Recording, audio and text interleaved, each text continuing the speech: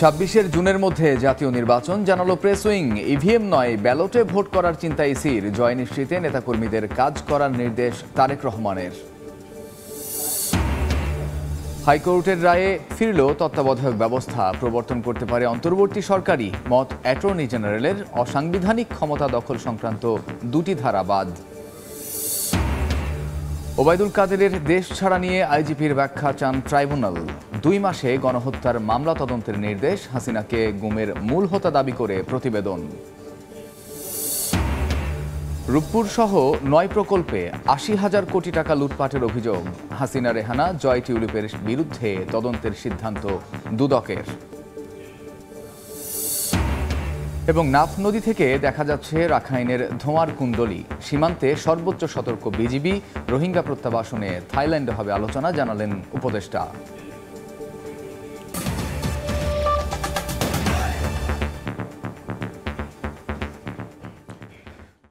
জনপদের সময় সঙ্গে আছি আমি কামরুজ্জামান মামুন। জাতীয় নির্বাচন হবে 2026 সালের 30 জুনের মধ্যে, এমনটাই জানিয়েছেন প্রধান উপদেষ্টার প্রেস সচিব শফিকুল আলম।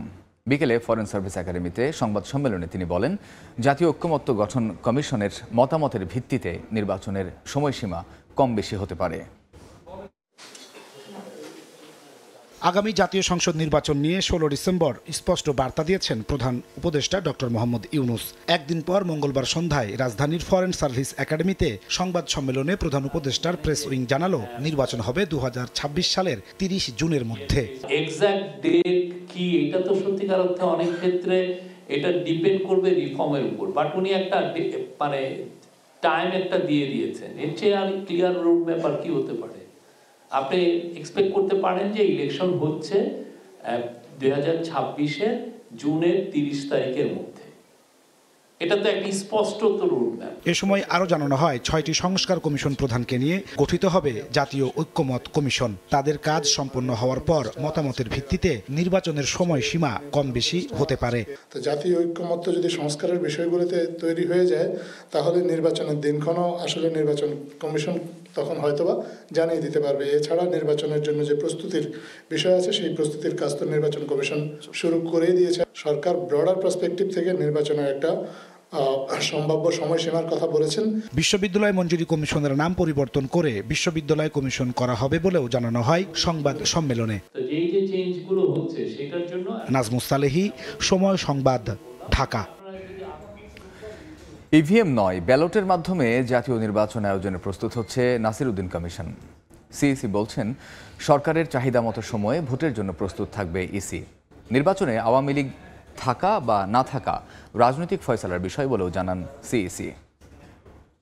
2025 সালের শেষ দিক থেকে 2026 সালের প্রথমার্ধের মধ্যে নির্বাচনের সময় নির্ধারণ করা যায়। বিজয় দিবসের ভাষণে প্রধান উপদেষ্টা আগামী বছরের শেষে অথবা 2026 সালের প্রথমার্ধের মধ্যে ত্রয়োদশ জাতীয় সংসদ নির্বাচনের ইঙ্গিত দিয়েছেন। এরপর থেকেই শুরু নির্বাচন নিয়ে আলোচনা। আছে নির্বাচন আয়োজনে কমিশন কতটা প্রস্তুত সেই বিষয়টিও।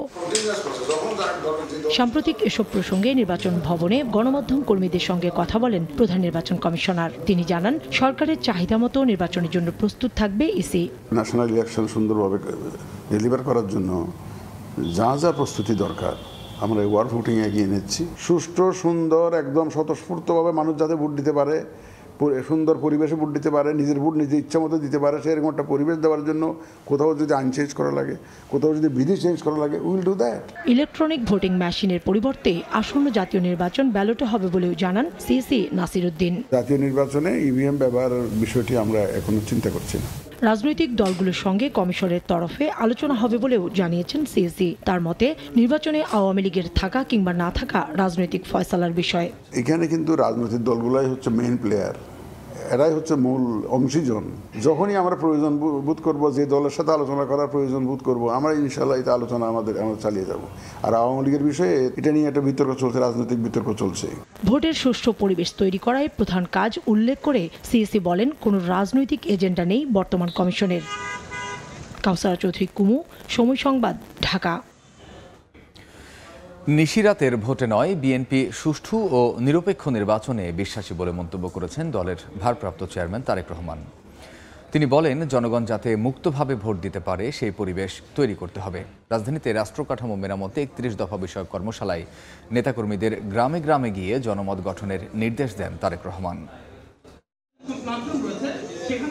নতুন রাজনৈতিক বন্দোবস্ত ও রাষ্ট্র কাঠামো মেরামতে 31 দফা বাস্তবায়নের লক্ষ্যে ঢাকা, গাজীপুর ও নারায়ণগঞ্জের নেতাকর্মীদের নিয়ে দিনব্যাপী বিএনপির কর্মশালা খুব বেশি গুরুত্ব দিয়েছে।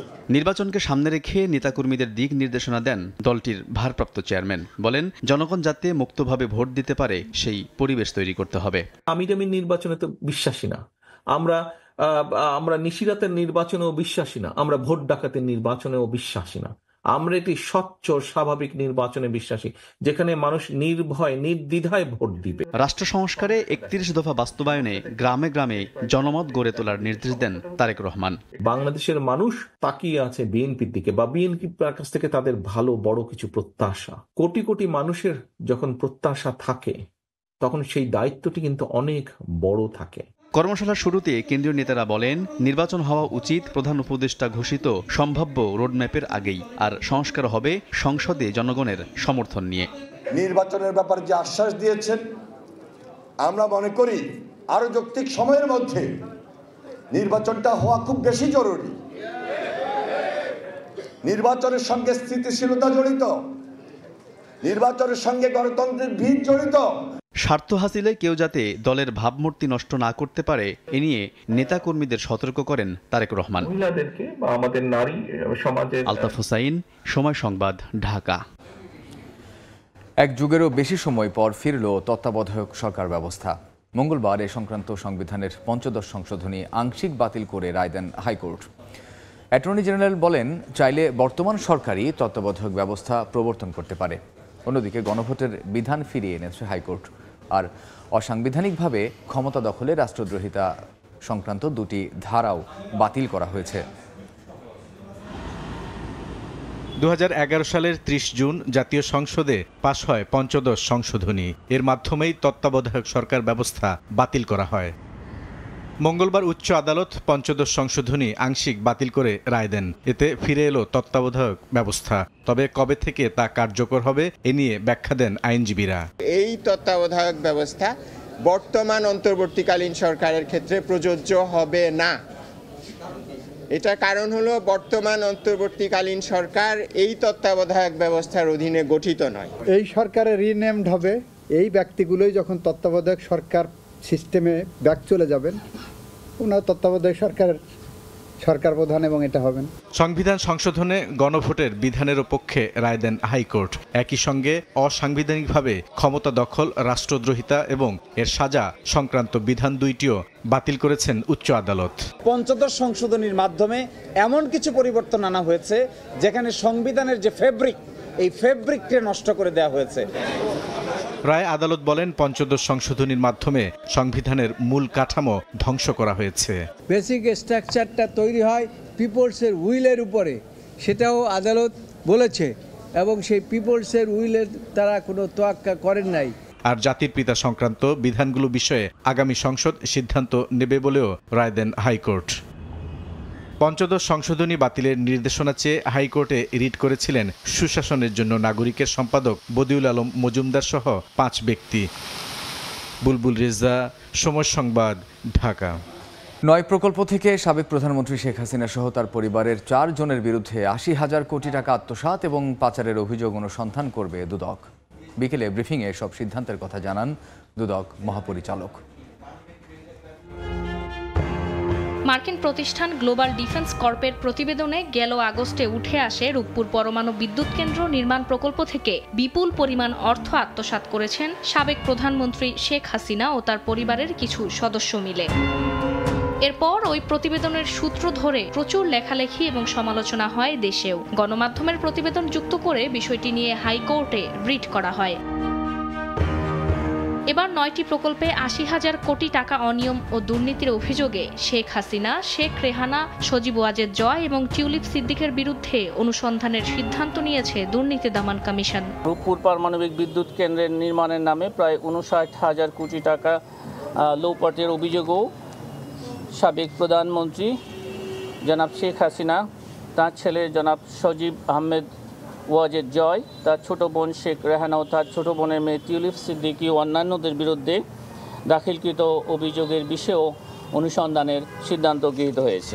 এছাড়া সাবেক ডিবি প্রধান হারুনুর রশিদ, তার স্ত্রী ও ভাইয়ের বিরুদ্ধে জ্ঞাত আয় বহির্ভূত সম্পদের তথ্য পাওয়ায় মামলা রুজু করেছে দুদক। মামলার তালিকায় আরও আছেন সাবেক শিক্ষামন্ত্রী মহিবুল হাসান নওফেল ও শেখ হাসিনার ব্যক্তিগত সহকারী মোহাম্মদ জাহাঙ্গীর ও তার স্ত্রী। মোহাম্মদ জাহাঙ্গীর আলম, সাবেক প্রধানমন্ত্রী শেখ হাসিনার ব্যক্তিগত সহকারী, ১২৫১,২৫,৩৩,৭78 টাকা লেনদেনের অস্বাভাবিক লেনদেনের তথ্যাদি পাওয়া গেছে।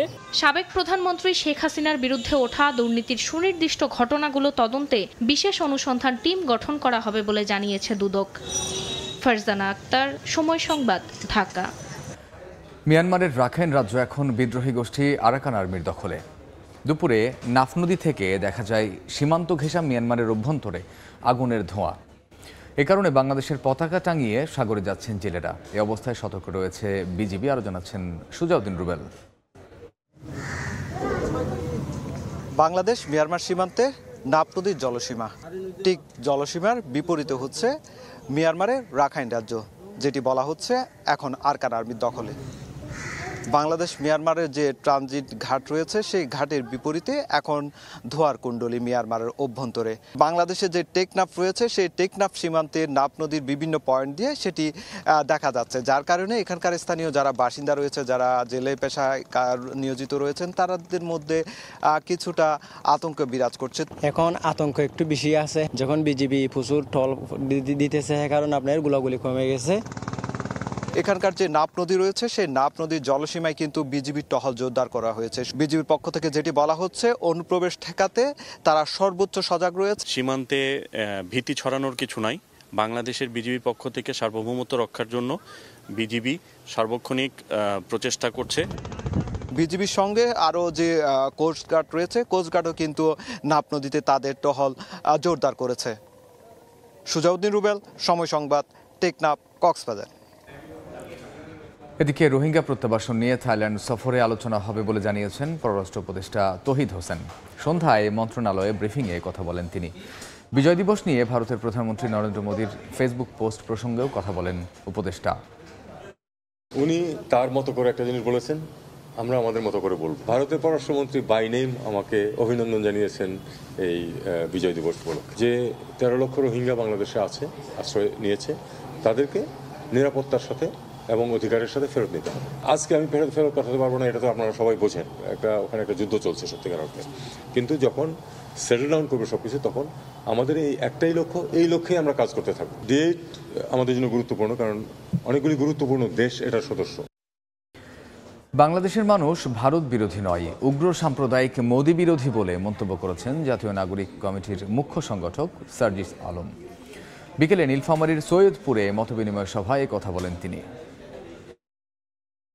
আমরা ভারতকে একটি জিনিস বলে দিতে চাই, ওই মোদীকে একটি জিনিস বলে দিতে চাই, বাংলাদেশের মানুষ ভারত বিরোধী নয়, বাংলাদেশের মানুষ ভারতের জনগণ বিরোধী নয়, কিন্তু বাংলাদেশের মানুষ ওই উগ্র সাম্প্রদায়িক মোদী বিরোধী।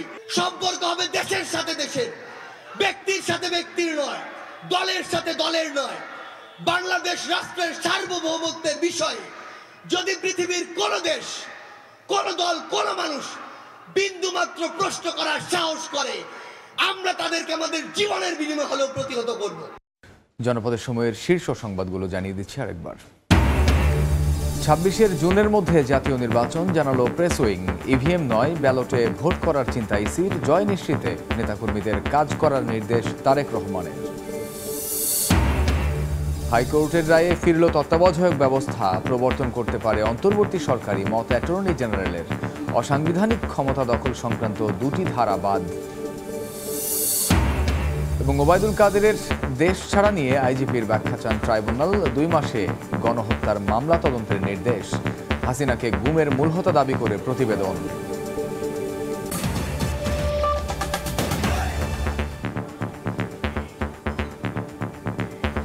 এই ছিল জনপদের সময়। সঙ্গে থাকুন সময়ের।